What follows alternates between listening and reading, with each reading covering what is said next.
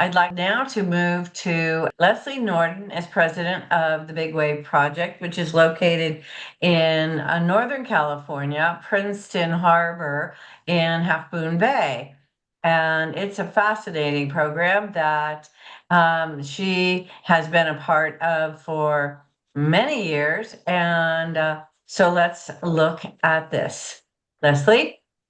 Thank you, Pat. Oops, hold on. Oh, I am on audio. Okay, I'm good. I'm good.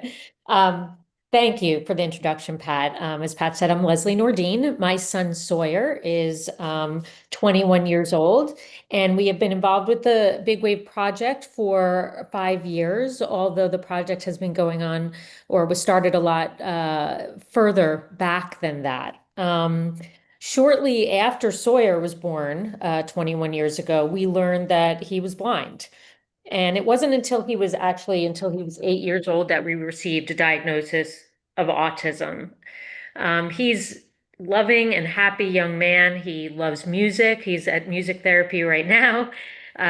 He loves the outdoors, going to the beach, taking bike rides on his tandem bike with his dad, swimming in the pool and going for hikes. But as so many families who are on this webinar know, there's really no roadmap for parenting a child who has special needs. Our experiences are vastly different from those of family and friends, and each child with special needs are so unique. They're so unique from one another. Getting from point A to point B is never a straight line, but a bunch of twists and turns with obstacles thrown in the way.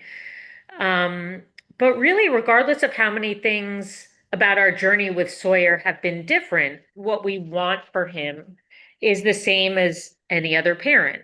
We want his days to be filled with things he enjoys and things that challenge him. We want him to connect with people, feel accepted by others. We want him to have friends and a community of his own. And that community can't just be anchored in us because we will not always be here. Really, in short, as we all feel, we want to know he's going to be okay when we aren't here. So while these hopes and goals that parents hold for all of their children, our path for getting there is quite different. It requires a lot more planning, a lot more thought, and a lot more care to create the conditions under which our children can have these things. In other words, rather than encourage our children, like I do with my daughter Riley, to find or create her community out in the world, and to find her purpose out in the world, with Sawyer and with so many of your children, we have to bring that community to them. You can switch the slide. We came across Big Wave, like I said, 5 years ago, and the things that really drew us into Big Wave was a diversity of the backgrounds and abilities of the people who are participating in the community and going to be taking part in the community. They have all different diagnoses, all different levels of independence. The family connection and involvement was extremely important to us, and the passion of these families to get something that's unique done here. This is a unique, intentional community with the purpose of bringing that community to individuals with differing needs. It's an intentional community for adults within the Bay Area who have intellectual and developmental disabilities. Big Wave doesn't just offer housing, but also offers a sense of community and learning and vocational opportunities for adults with special needs. But what we think really encapsulates us all is it's a place for people to feel like they belong. You can go to the next slide. This is a picture of Sawyer, if you didn't guess already, with my husband, Dayton, next to a great fact sheet about our community. The Big Wave Project will offer lifelong housing. It's a bit different than the model that Esther has explained and is involved with. Ours is intended to offer lifelong housing. We will have 38 private apartments that range from studios to 2 bedrooms. And those can accommodate up to 40 adults. in a supported living model at the Big Wave Center. We don't just have those apartments for privacy and for personal downtime and to provide a life of choice, but we also, very importantly, have many interior and exterior communal spaces where residents and their families and visitors and individuals with special needs all over the Bay Area can come and enjoy enrichment activities and again feel like they belong, form those friendships that we really want for all of our children. In addition to providing housing with those 38 apartments, we also will be serving as an inclusive hub for IDD individuals throughout the Bay Area. We have, like I said, so many communal areas and also building the infrastructure to partner with organizations throughout the Bay Area who serve the disabilities community to host events, to provide social gatherings, to provide holiday celebrations, seasonal get-togethers for people well beyond the people who just live there. And in addition to serving as a hub for for people all around the Bay Area and the IDD community, Big Wave will also provide opportunities like continuing education, recreational and job skills training. And in the next slide, I'll explain to you what areas of the Big Wave Center can really expand the learning of people beyond our residents. We will have a commercial training kitchen, which will house a culinary and catering academy, which will teach cooking and food service skills to Bay Area adults with IDD, whether it be for their own independent living or to find employment in the culinary industry. In addition, this is a huge commercial kitchen. It's quite impressive. And it's being built specifically for the purpose of providing this training to people interested in participating. We also have a sizable area that will be leased out by another nonprofit that operates a day program. And that space will provide education, community inclusion, music, arts, physical fitness, job training for adults in the Bay Area.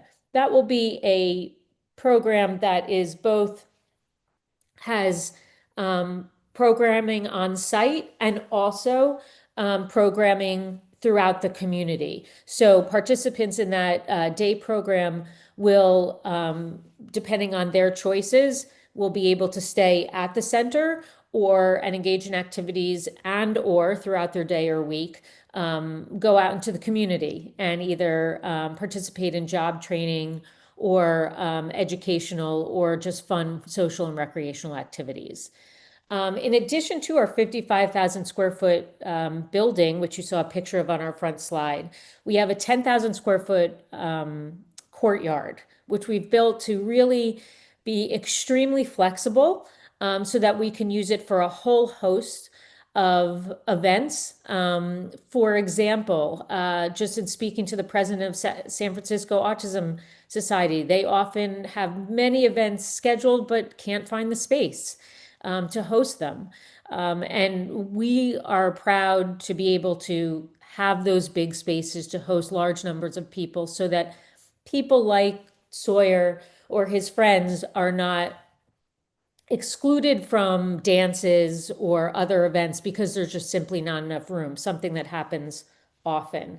In addition to the outdoor events courtyard, we have an indoor community dining room, game room, fitness room, recreation area that's built to host yoga classes and Zumba classes and all sorts of recreational and physical and educational opportunities. Of the 38 apartments that we have in the building, 7 of the apartments are reserved for adults with extremely limited resources and housing vulnerability. And we are opening that application process in the next month for those 7 apartments because we have not filled those yet. And aside just from our center on our 7 acres that we have, on Airport Street in Half Moon Bay. Just down the street, we also have a 5-acre farm. The Big Wave Farm provides education and skills development for people who attend from day programs from all over the Bay Area.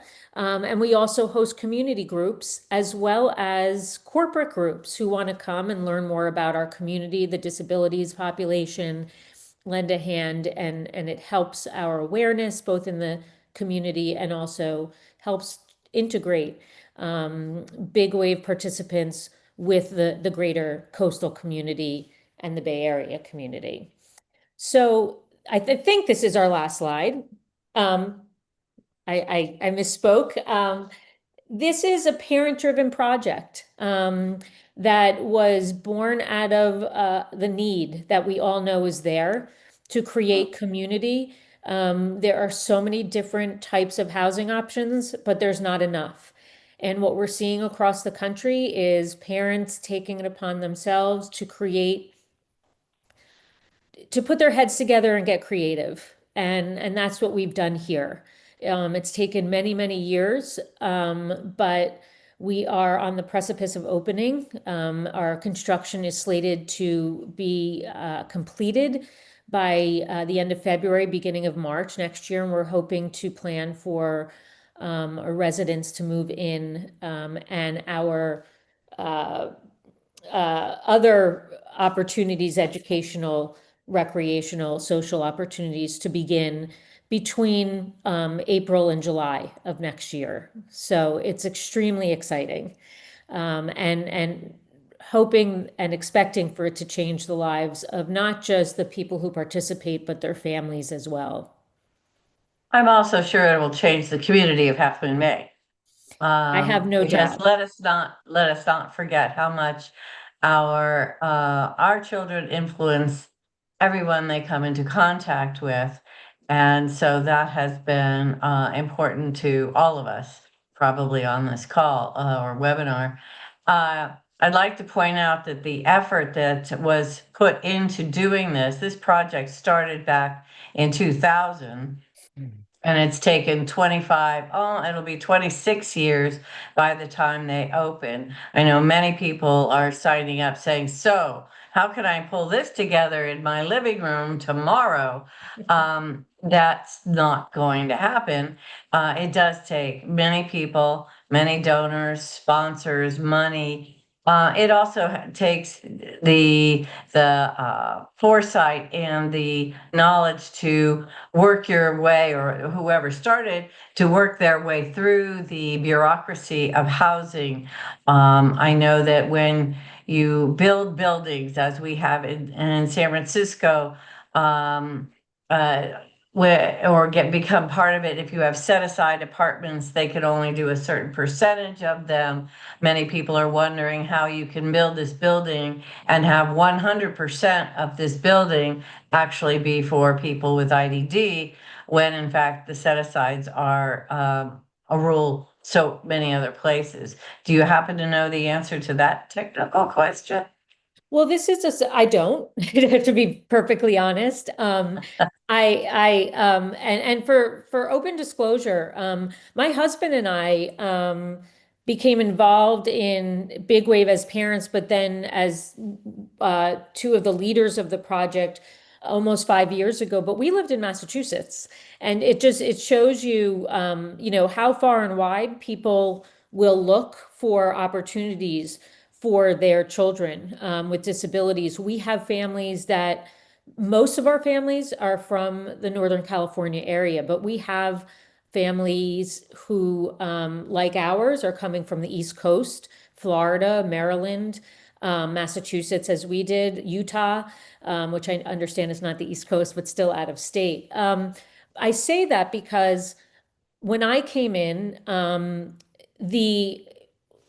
a lot of the bureaucracy of setting up the community, thankfully had been waded through. But I think what's important to note is that this is a supported housing model. So this is not a licensed group home.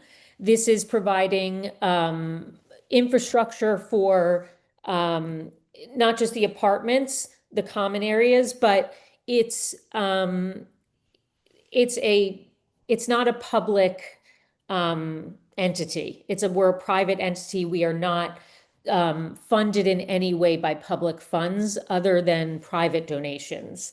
So that might, in fact, I just don't want to talk out of turn. I myself am a lawyer, so I'm very careful to not speak about things that I don't know the answer to. But I would expect that it has something to do with that no public funds are involved. Right. And that answers many questions for many people because people are in the session that was before us, people want to do it their own house. Maybe I can just leave my house to my child and figure out how to do that.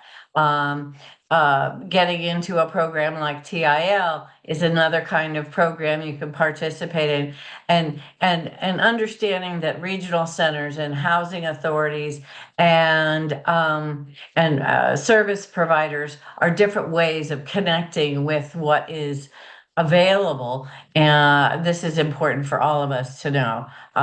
Joseph lives in an apartment in San Francisco. The building was built by the Arc of San Francisco with the city of San Francisco and the Housing Authority. It is a Section 8 housing building, and they're all people with disabilities in the building. There's only 8 apartments, and he is in one of them.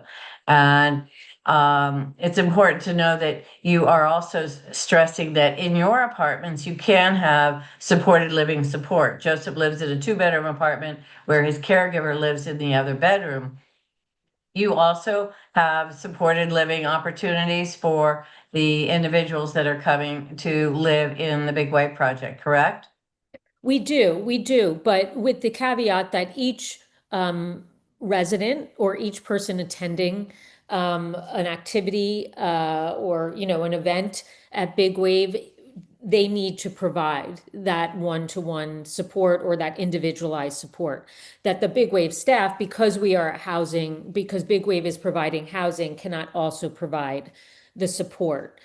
Yet we have the spaces available to accommodate those support people. For example, my son Sawyer needs someone sleeping over. He doesn't need assistance during the night, but someone needs to sleep over. We have a 2-bedroom. We have many, many residents who need some help some of the time and need someone close by, but not necessarily in their apartment. They work that out with their individual caregivers that they get through the regional center and their personal IEPP. And those individuals are not Big Wave staff. No, but they might be IHSS caregivers. Oh, Um, absolutely. right. So you Absolutely. can have that arrangement made, as I have with my son who requires 24/7 care. There are other places. I think someone was mentioning Sweetwater Spectrum in Sonoma. There's a number of other places throughout California. I know of many people that have moved from the East Coast, Massachusetts included, to come to California for the availability of more creative thought in many arenas, but especially here for people with IDD. And I think these opportunities um, allow for families to understand where they fit in the spectrum and understand what is available to them. It's hard to even consider moving your child moving out of your own home for some of you. So having the opportunity to have a place and a space to do some training like TIL is a great way to test the waters before you leave your house to them or whatever. This is a nice spectrum for us to show our audience as to what different opportunities are available. I've taken away the fact that one must contact your housing authority immediately under Esther and Aya's comments to make sure you sign up, make sure you know whether you're there or not, and on the list. That may or may not help with the Big Wave Project because people can sign up and pay accordingly. The apartment, if you have a 2-bedroom apartment, how much would the rent be in your big wave project for an individual who wanted to buy in? So Like for the seven, you have 38 of them, 31 of them are already taken. You've got 7 that are open. What would that be? So those 7 are specifically reserved for people who meet certain financial criteria, and the rent on that is going to be capped at what we refer to as 30% AMI, which is a standard that's set by San Mateo County for extremely low income. Right now, I have to be honest, that number is still moving, but it's not going to be able to go over a certain amount when the AMI, the 30% AMI numbers come out for 2026. I will tell you that we're looking at, for a standard 1 bedroom, approximately with rent and a separate community fee, which refers to things over and above rent. We are ranging around $2,000 a month. And that's not with the optional food program. Now, SSI can go toward the rent. It can't go toward a community fee. And there are different sources that can be used for different parts of that payment. But for those 7, they will be capped. And unfortunately, I apologize, I don't have that number because I don't have those 2026 AMI figures, but they will be capped at that 30% AMI. Because you're buying into a membership, you said.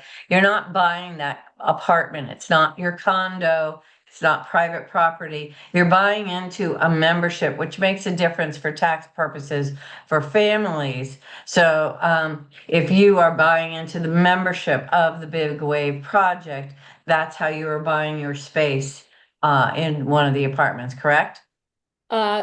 Yes and no. Just, I know we're at the end of our session, but I will say there are the 7 apartments that are set aside for the those in financial need. Those are leased directly by the nonprofit. So those are not associated with a membership.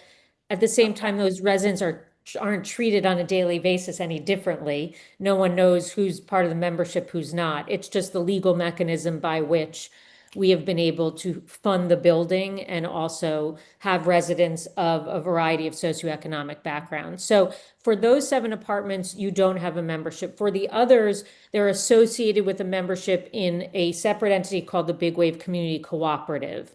And that's not a real estate interest. That's a cooperative interest that entitles you, for so long as you are a member, to lease one of the apartments.